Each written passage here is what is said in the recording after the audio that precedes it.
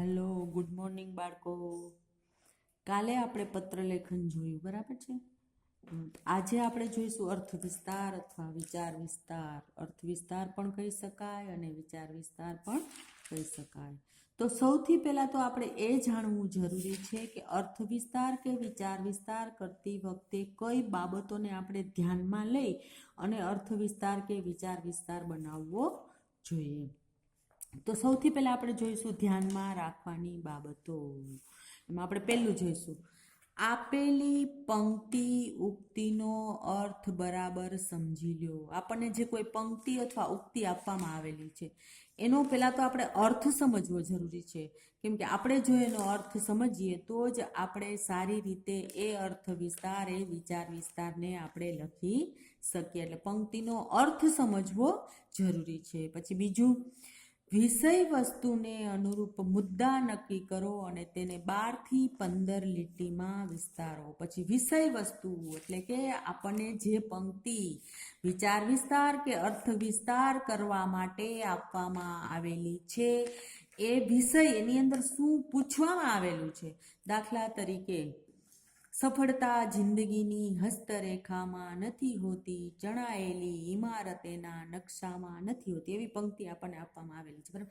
તો સૌથી પહેલું કામ આપણે ક્યાં કરવાનું છે, એમાં કયું વિષય વસ્તુ છે, કઈ વસ્તુનું મહત્વ એ પંક્તિઓની અંદર દર્શાવવામાં આવ્યું છે એને સમજી પછી એને કયા મુદ્દા ઉપર આપણે લખવું, એક એક જુદા જુદા મુદ્દાઓ આપણે બનાવી અને એ અર્થ વિસ્તાર 12 થી 15 લીટીમાં, કેમ કે આપણને 10th 12th 9th એ દરેક જગ્યાએ 5 માર્ક્સની અંદર પૂછાય, એટલે આપણે ઓછામાં ઓછી 15 લીટીની અંદર એનો વિસ્તાર કરવો પડે. પછી ત્રીજું, જરૂર જણાય ત્યાં દ્રષ્ટાંતો આપો, કહેવતો, કાવ્ય પંક્તિઓનો ઉપયોગ.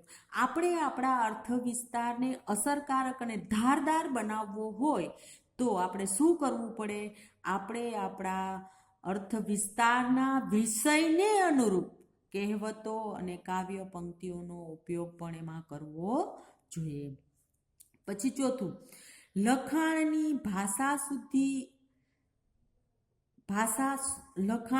ભાષા શુદ્ધ અને સરળ હોવી જોઈએ. સામેની વ્યક્તિ જે વાંચતી હોય એને તરત જ આપણી લખાણની ભાષા સમજાઈ જાય તેવી શુદ્ધ અને સરળ હોવી જોઈએ. પછી પાંચમું, જોડણી, વિરામચિહ્નો કે વાક્ય રચનાની ભૂલ ન રહી જાય એનું ધ્યાન રાખો.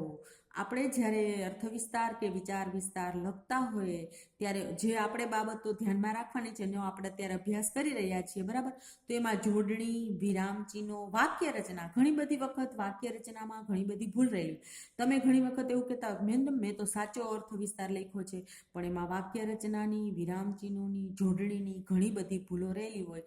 જ્યાં અમે લોકોએ લાલ અંડરલાઈન તમને કરી દીધી હોય, તમારી ભૂલ હોય, એના કારણે તમારા માર્ક્સ છે એ કપાઈ જતા હોય છે. તો આ વસ્તુ પણ આપણે ધ્યાનમાં રાખવાની. વાક્ય રચના પદક્રમ અને પદ સંવાદ અનુસાર જળવાઈ રહેલી હોવી જોઈએ. એના પછી વિચાર વિસ્તાર પૂર્ણ કર્યા પછી એને ધ્યાનપૂર્વક વાંચો અને જરૂર જણાય ત્યાં સુધારા કરો. ઉપરની ભૂલ સુધારવા માટે આ નીચેનું કરવું પડે. આપણે શું કરવું પડે, વિચાર વિસ્તાર આપણે પૂરો લખી લીધો, એ લખ્યા પછી આપણે શું કરવાનું છે, એને ફરીથી ધ્યાનપૂર્વક વાંચવાનું છે.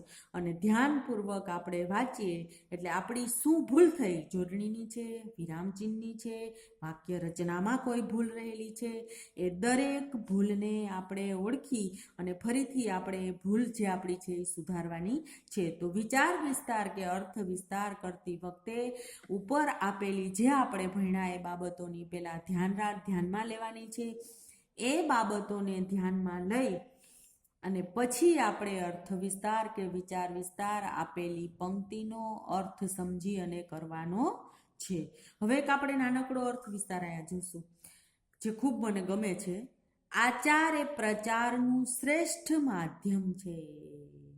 આચાર એ પ્રચારનું શ્રેષ્ઠ માધ્યમ છે. તો સૌથી પહેલા આપણે શું કરવાનું, એના અર્થને સમજવાનો પ્રયત્ન કરવાનો. એનો સામાન્ય અર્થ આપણે જેને કહીશું. કોઈ પણ ઉપદેશ તેના આચરણ વિના અસર કરતો નથી. આપણે કોઈકને કાંઈક શીખવાડવું છે, કાંઈક ઉપદેશ આપવો છે, તો સૌથી પહેલાં શું મહત્વનું છે? આપણે તેનું આચરણ કરવું જરૂરી બને છે. પછી આપણે એની સમજૂતી તરફ જઈશું. સામાન્ય અર્થ આપણે સમજી લીધો, સામાન્ય અર્થ આપણે સમજ્યા એટલે સામાન્ય અર્થના આધારે આપણે સમજૂતી કરી શકીએ એની. હવે આપણે એની સમજૂતી અને પેરેગ્રાફ પાડતા જવાના. એક જ પેરેગ્રાફની અંદર સંપૂર્ણ પૂરું કરવાનું નથી, કેમ કે એમાં આપણને સામાન્ય એનો અર્થ તમે કયો કર્યો છે, એની સમજૂતીના રૂપમાં તમે શું લખ્યું છે એ આપણે સમજી શકીએ નહીં. હવે આપણે સમજૂતી જોઈશું. ઉપદેશ આપવો સહેલો છે.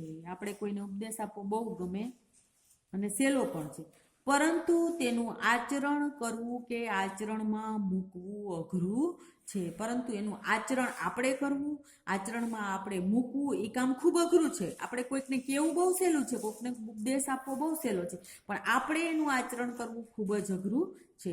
જ્યાં સુધી કોઈ બાબત આચરણમાં ન મુકાય ત્યાં સુધી એની અસર આપણે ધારીએ તેવી થતી નથી. આપણે કોઈકને કંઈક ઉપદેશ આપવો હોય તો પહેલાં આપણે એનું આચરણ કરવું જરૂરી છે. આપણે જો આચરણ કરીએ અને પછી સામેની વ્યક્તિને ઉપદેશ આપીએ તો એની આપણે જે ધારીએ એ પરિણામ, ધારીએ એ અસર એના ઉપર પડે છે.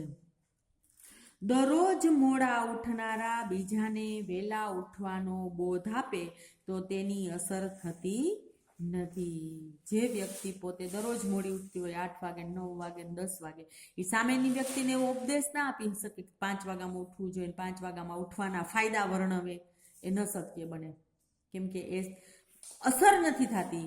સામેની વ્યક્તિ શું વિચારે, પોતે તો 8 વાગે ઉઠે, પોતે 9 વાગે ઉઠે, મને 5 વાગ્યામાં ઉઠવાનો ઉપદેશ આપે, એટલે આપણે ધારીએ એ અસર આપણા ઉપદેશની થતી નથી.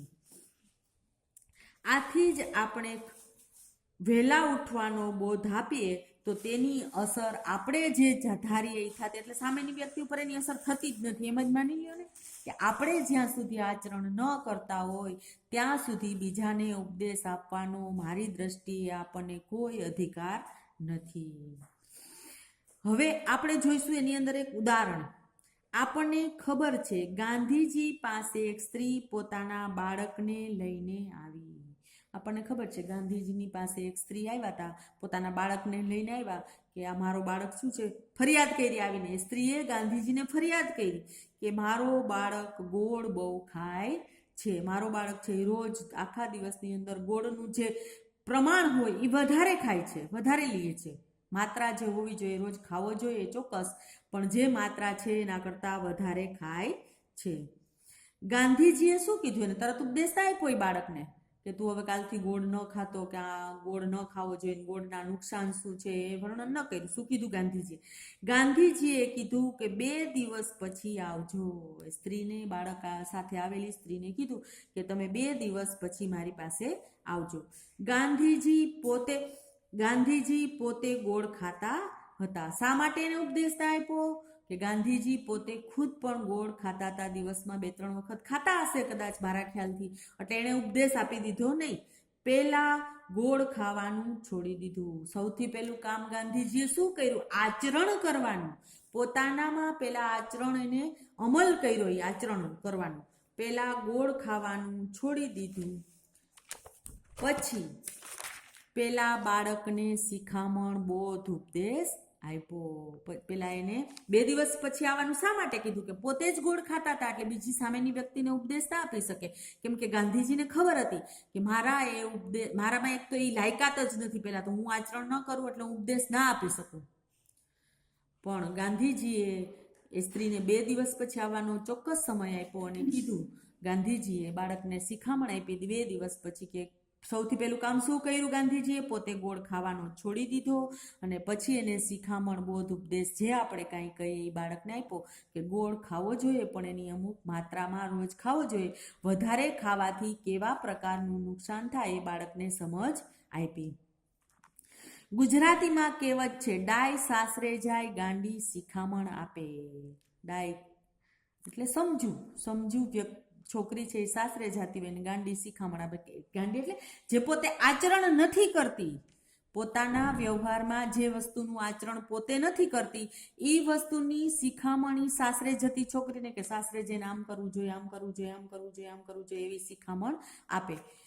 એ કહેવતમાં પણ પ્રથમ કોઈ બાબત આચરણમાં મૂકવાની શિખામણ છે. આ જે કહેવત છે એ કહેવતની અંદર પણ, અને આપણો નિયમ હતો ને કે કહેવતો, કાવ્ય પંક્તિઓ, એનો ઉપયોગ વિષયને અનુરૂપ કરવો જોઈએ.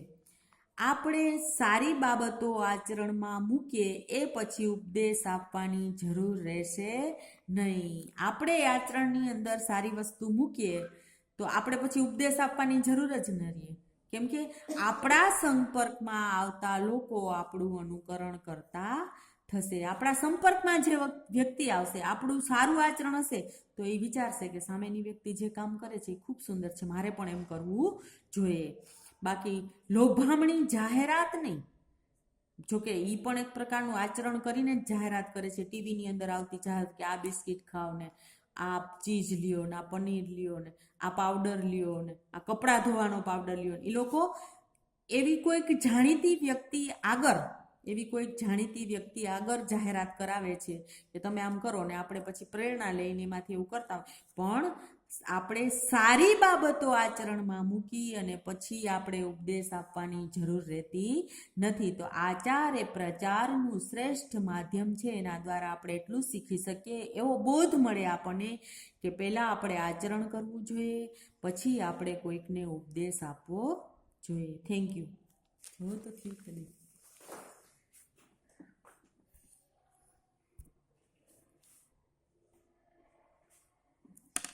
નોટ ઇનફ સ્પેસ તો થોડું કપાઈ ગયું મને લાગે છે.